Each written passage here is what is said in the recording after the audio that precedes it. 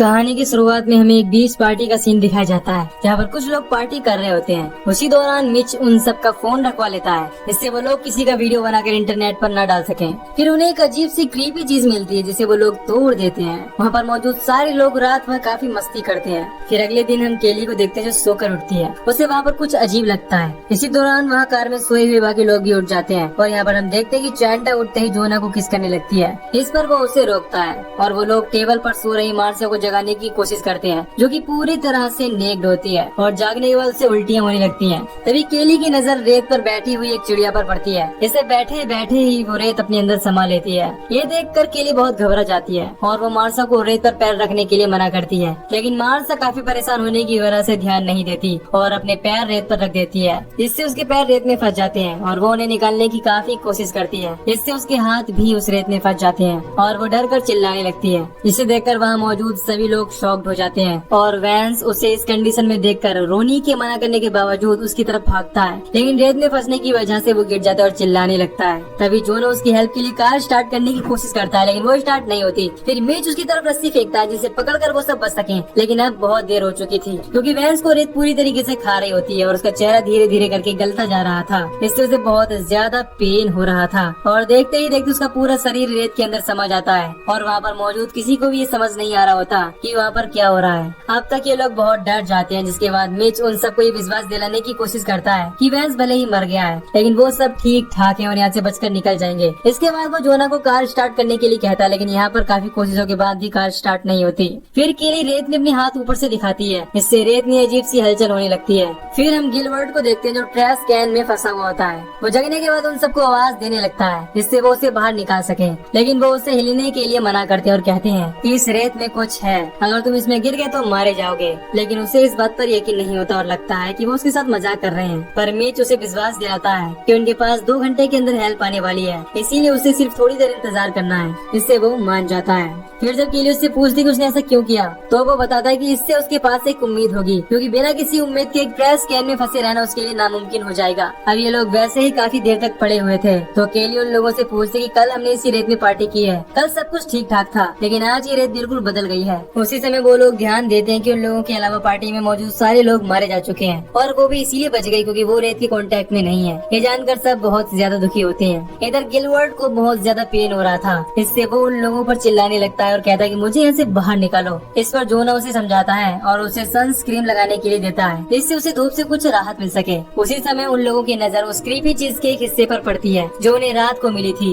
वो अब 2 टुकड़ों में दिख रही थी। इसे देखकर उन्हें पता चलता है कि वो एक अंडा था। इससे उन्हें ये बात कंफर्म हो जाती है कि संडे से कोई न कोई मॉन्स्टर निकला है, और उसी वजह से रेत के संपर्क में आने से लोग मारे जा रहे हैं। इसके बाद उस मॉन्स्टर का आकार यानी कि साइज जानने के लिए केली हॉट डॉग फेंकर चेक करती है, तो इस दौरान उन्हें पता चलता है कि वो काफी बड़ा है और दूर तक फैला हुआ है। जोना वहाँ जाने के लिए कहता है, लेकिन उसे चैंडा मना करती है, और रोनी उसे समझाने की कोशिश करती है कि यहाँ पर काफी देर तक कोई नहीं आने वाला, क्योंकि बाकी लोग जो गायब है उन्हें भी कोई देखने नहीं आया। इसके बाद जोना स्केटबोर्ड की मदद से आगे बढ़ना शुरू करता है, और उसका ये आइडिया काम कर जाता है। लेकिन जब वो किसी तरह से टेबल तक पहुँचता है, तो उसी दौरान उसका स्केटबोर्ड खिसकने लगता है। हालांकि वो संभलने की काफी कोशिश करता है, तभी रेत से कुछ खतरनाक रोए निकलने लगते हैं, जो उसके पेट पर हमला कर देते हैं। लेकिन वो हिम्मत नहीं हारता और किसी तरह से टेबल पर चढ़ जाता है। पर उसी समय उसकी नजर अपने पेट पर पड़ती है, जो बुरी तरीके से घायल हो गया था। इसे देखकर बाकी सब लोग बहुत डर जाते हैं। लेकिन वो दोबारा उठकर बैग में सामान चेक करने लगता है, और उसे बैग में एक केला मिलता है, जिसे वो खाने की कोशिश करता है। लेकिन इससे उसे उल्टी होने लगती है, और तभी सबकी नजर उसके पेट की तरफ पड़ती है, जो पूरी तरह से सड़ रहा होता है, और उसमें छाले पड़ने लगते हैं। जिसे देखकर वो भी बहुत ज्यादा डर जाता है। केली उसका हौसला बढ़ाती है और उसे बैग में मौजूद सामान सबको देने के लिए कहती है। वो एक एक करके सबको उसमें से ड्रिंक्स देता है,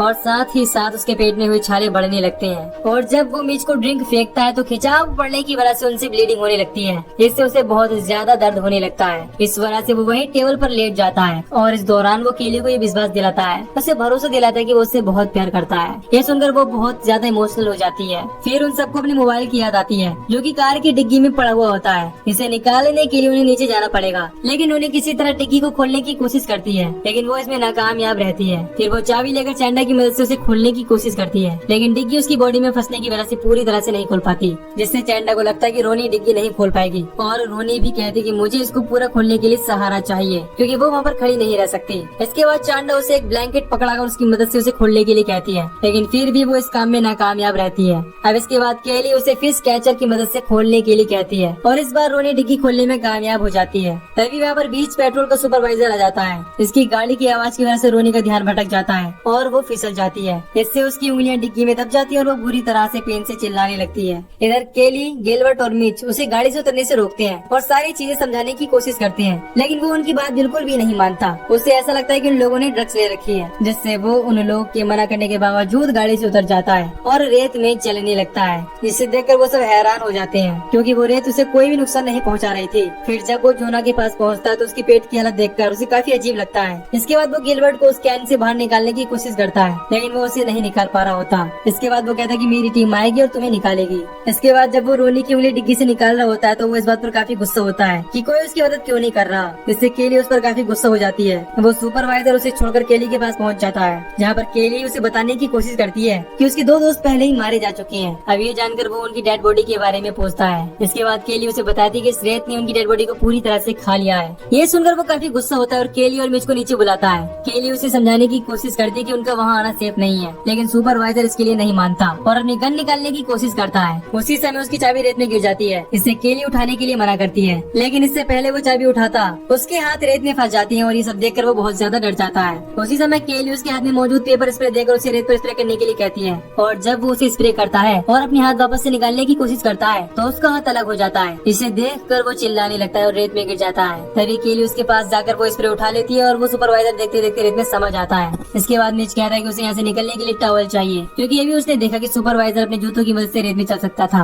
अब इसके बाद वो टॉवल्स लेने की कोशिश करता है, लेकिन रेलिंग गिरने की वजह से वो रेत में गिर जाता है और रेत से निकले बहुत सारे टेंटिकल्स उसका खून पूरी तरीके से चूसने लगते हैं और देखते ही देखते उसकी बॉडी को पूरी तरीके से खा जाते हैं। ये देखकर वो सब बहुत ज्यादा दुखी हो जाते हैं, लेकिन केली हिम्मत दिखाती है और वो चैंडा को रेलिंग उठाने के लिए कहती है। इसके बाद वो उसे एक और रेलिंग देती है और खुद भी वहीं से कार में कूद पड़ती है। वो वहाँ पहुँचते ही चैंडा को एक जोरदार पंच मारती है, क्योंकि पिछली रात उसी ने जोना को बहकाया था। फिर वो रोनी की डिग्गी में फंसी उंगलियों को निकालने की कोशिश करती है और चैंडा की मदद से इस चीज में कामयाब हो जाती है। हालांकि इससे उसे काफी पेन हो रहा था, काफी दर्द हो रहा था। इसके बाद केली उसके हाथों में टॉवल बांध देती है, इससे उसकी ब्लीडिंग कम हो सके। इधर गिलबर्ट की हालत बहुत ज्यादा खराब हो रही होती है। कैन में फंसी होने की वजह से उसे ब्लीडिंग भी हो रही होती है, जिससे रेत में मौजूद टेंटिकल्स उसकी तरफ अट्रैक्ट होने लगते हैं। इधर केली चैंडा की मदद से उन रेलिंग्स को जोना तक पहुँचने के लिए रेत में डालती है और उसकी मदद से चैंडा जोना के पास पहुँचती है। फिर केली रोनी को वहाँ से निकालने के लिए कहती है। वो कहती है कि मेरे हाथों से ब्लीडिंग हो रही है, इसके रेत में गिरने से वो उन टेंटिकल्स को अट्रैक्ट कर लेगी,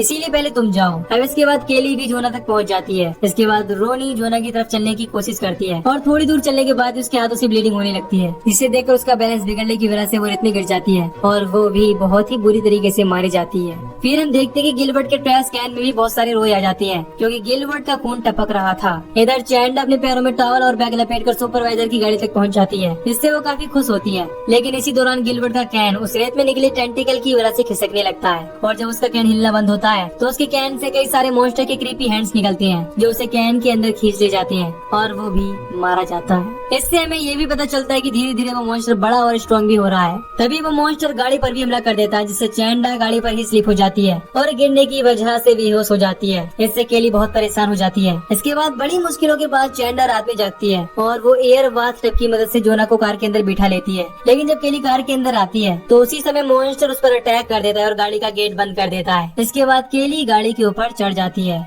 तभी उसे गैसोलीन के ऑयल कैन मिल जाता है, लेकिन जैसे ही उसे उठाती है वो मॉन्स्टर उससे कैन छीन लेता है। इसके बाद वो दूसरा टैंक उठाकर गाड़ी के चारों तरफ रेत में डालती है और लाइटर की मदद से वहाँ आग लगा देती है और ऑयल गिरने की वजह से उस मॉन्स्टर के ऊपर भी आग लग जाती है। इससे वो बुरी तरह से जलने लगता है। लेकिन जब वो गाड़ी के अंदर जाती है तो वो मॉन्स्टर गाड़ी का गेट खोलने की कोशिश करता है। केली गेट को बंद कर लेती है। फिर वो मॉन्स्टर धीरे धीरे शांत हो जाता है और उन लोगों को नींद आ जाती है। अगली सुबह वहाँ पर एक आदमी आता है जो उन्हें उठाता है और इस समय जब केली गाड़ी से बाहर निकलती है वो काफी डर रही होती है। लेकिन जब वो रेत में पैर रखती है तो उसे महसूस होता है कि एक मॉन्स्टर मारा जा चुका है। इससे वो दोनों गाड़ी से बाहर निकलती हैं और वहाँ से चली जाती हैं। इधर हम जोना को देखते हैं जो कि ये मर चुका होता है। फिर हमें दिखाया जाता है कि वो मॉन्स्टर समुद्र में है और शहर की तरफ बढ़ रहा है और यहीं पर ये मूवी खत्म हो जाती है। तो दोस्तों अगर आपको इस मूवी की एक्सप्लेनेशन पसंद आई हो तो वीडियो को लाइक और चैनल को सब्सक्राइब कर दीजिए, ताकि मैं मिलूंगा आपसे न्यू वीडियो में। Till then take care, love you, bye bye.